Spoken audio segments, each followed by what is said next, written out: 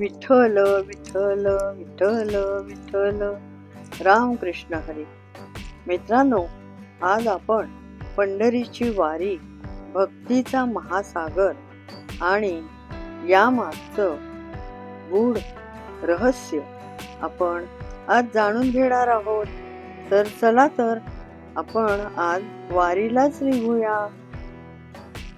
मित्रांनो, स्मार्टर गीता 21 या चॅनलमध्ये आपलं सर्वांचं स्वागत आहे. हा सोनेरी कलश आपण पाहत आहात ना, यामागचं रहस्य आपल्याला माहिती आहे का? ते आपण आज जाणून घेऊया. हे आळंदीतील ज्ञानेश्वर माऊलींचं मंदिर आहे.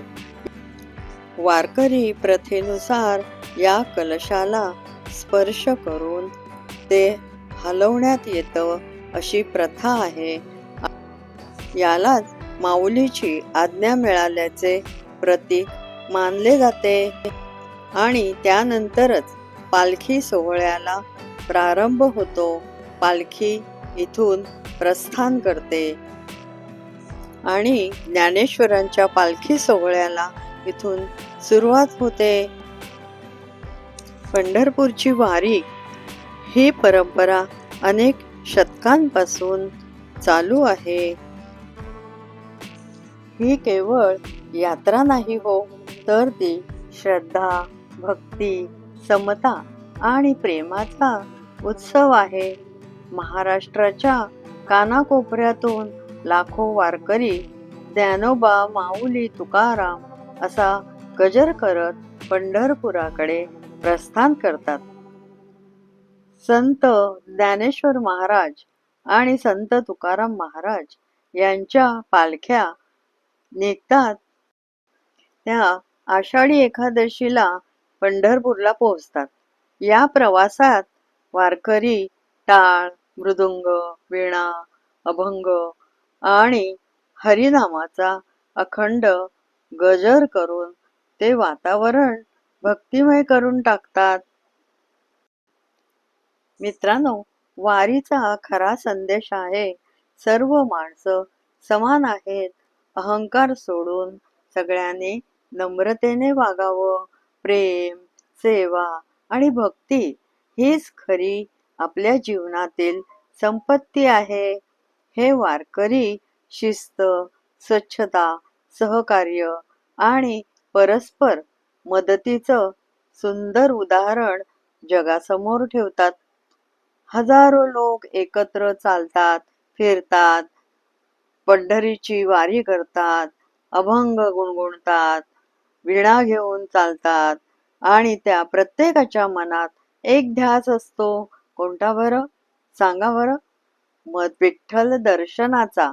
त्यांना विठ्ठल दर्शन घ्यायचं असतं आणि ते आपल्या जीवनात शिकवतात की श्रद्धा, संयम, प्रेम आणि एकता यामुळे आपलं जीवन खूप सुंदर होतं.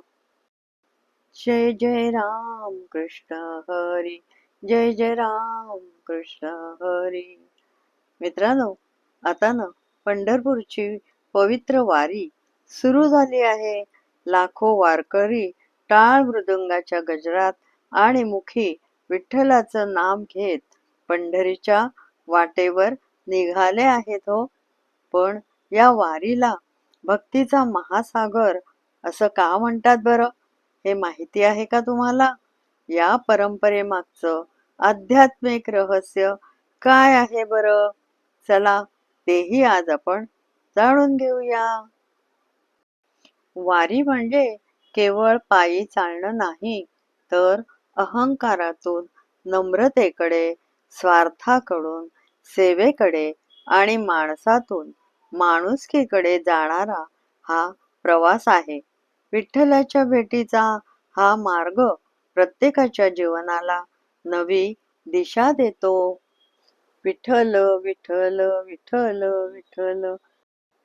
भाविक हो, तुम्हाला माहिती आहे का?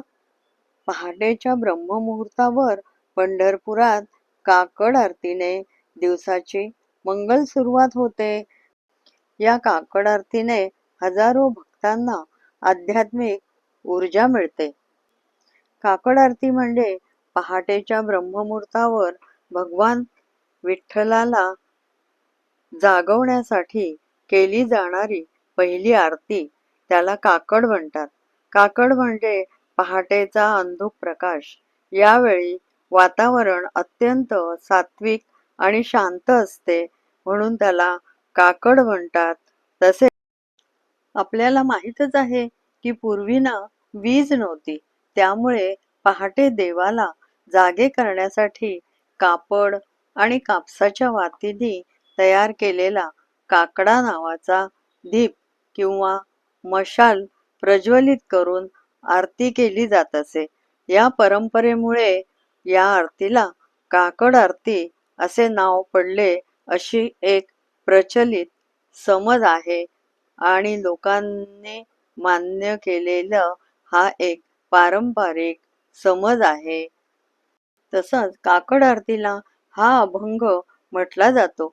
उठा पंढरीनाथा दर्शन द्या सकळा, झाला अरुणोदय सरली निद्रेची वेळा. तसंच युगे 28 विटेवरी उभा, वामांगे रखुमाई दिसे दिव्य शोभा, ही आरती सुद्धा म्हटली जाते. या काकड आरतीचं महत्त्व म्हणजे दिवसाची सुरुवात प्रभूच्या नामस्मरणाने होते. मन, बुद्धी आणि वातावरण पवित्र होते. असे मानले जाते की काकड आरतीचे दर्शन घेतल्याने मनाला शांती आणि ईश्वर कृपा लाभते.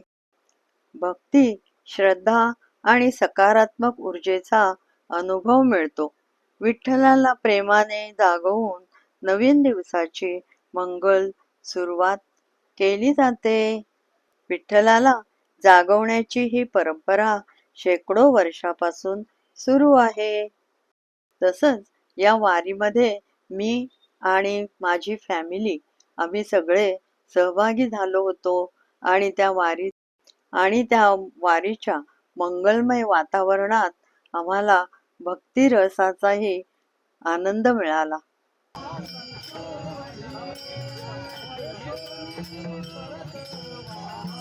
असे हे सर्व भक्तगण भक्तिरसात रंगून जातात आणि तुळस डोक्यावर घेऊन स्त्रिया असतात, तसंच टाळ, मृदुंग, वीणा हे वाजवत आणि अभंग म्हणत हा रस्ता ते चालत असतात.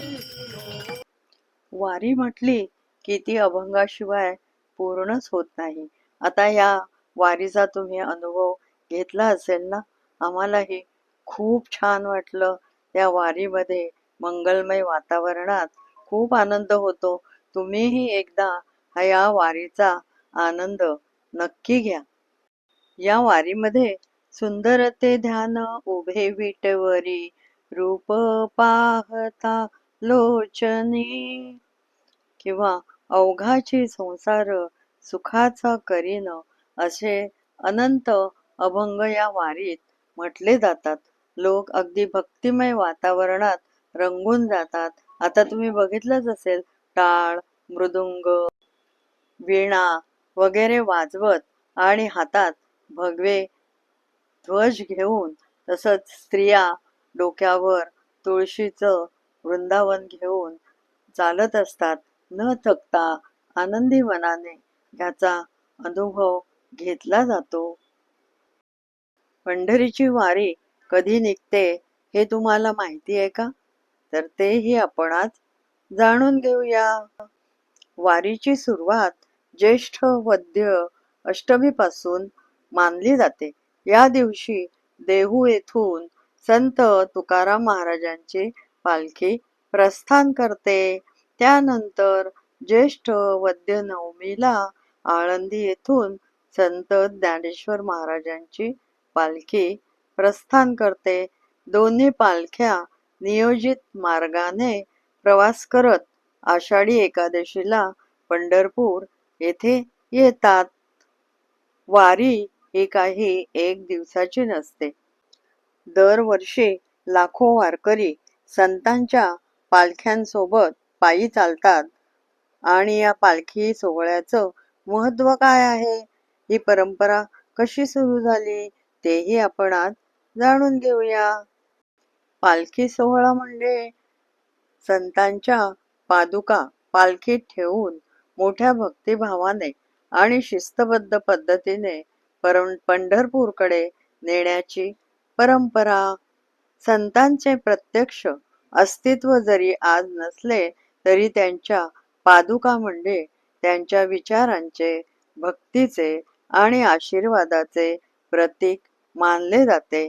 त्यामुळे वारकरी या पादुकांना वंदन करतात. संतांच्या विचारांचा प्रसार होतो. या पालखी सोहळ्यामुळे लाखो वारकरी एकत्र येऊन समता, बंधुभाव आणि सेवाभाव अनुभवतात. नामस्मरण, अभंग आणि कीर्तनातून भक्ती जागृत होते. शिस्त, संयम आणि सामूहिक जीवनाचे संस्कार घडतात. प्रमुख पालख्या म्हणजे संत ज्ञानेश्वर महाराज पालखी आळंदीहून निघते. तसंच संत तुकाराम महाराजांची पालखी देहूकडून निघते. या पालख्या पंढरपूरकडे प्रस्थान करतात आणि लाखो वारकरी त्यांच्या सोबत चालत असतात. पालखी सोहळा आपल्याला सांगतो की भक्ती ही केवळ मंदिरात नसते, ती आचरणात, सेवेत आणि प्रेमात असते. पालखी म्हणजे फक्त पादुकांचा प्रवास नाही, तो संतांच्या विचारांचा, भक्तीचा आणि मानवतेचा प्रवास आहे. म्हणूनच लाखो वारकरी दरवर्षी या सोहळ्यात सहभागी होतात. म्हणा विठ्ठल विठ्ठल जय हरी विठ्ठल, विठ्ठल विठ्ठल जय हरी विठ्ठल. असा हा अनेक दिवसांचा भक्तिमय प्रवास आषाढी एकादशीला पंढरपूर येथे विठ्ठलाच्या दर्शनाने पूर्ण होतो. आपणही विठ्ठलाचं दर्शन घेऊया. विठ्ठल विठ्ठल विठ्ठल विठ्ठल. मित्रांनो, वारीतील टाळ, मृदुंग, तुळशीची माळ आणि भगवा ध्वज या केवळ परंपरा नाहीत, त्या भक्ती, शिस्त, समर्पण आणि संतांच्या विचारांचे जिवंत प्रतीक आहेत. म्हणूनच वारी आजही लाखो भक्तांच्या हृदयात जिवंत आहे. जय हरी विठ्ठल. साधक हो, आज आपण विठ्ठलाच्या भेटीचा हा मार्ग म्हणजे प्रत्येकाच्या जीवनाला नवी दिशा देणारा आहे, ते आपण पाहिलं. पंढरीची वारी या विषयावर आज महत्त्वपूर्ण अशी माहिती दिली. ती आपल्याला नक्कीच आवडली असेल तर माझ्या चॅनलला लाईक, शेअर आणि सबस्क्राईब करा प्लीज. तसंच मित्रांनो, कमेंट्समध्ये विठ्ठल विठ्ठल लिहा. तसंच माझा पुढचा विषय आहे वारकरी संप्रदायातील दिंडी. दिंडी म्हणजे काय, हे आपण पुढच्या भागात जाणून घेणार आहोत. तर भक्तगण हो, मी जी माहिती दिली त्यापेक्षा आणखी काही सखोल माहिती तुम्हाला असेल तर ती नक्कीच कमेंट्समध्ये लिहा, म्हणजे इतर भाविकांनाही, भक्तगणांना ती माहिती मिळेल. नमस्कार.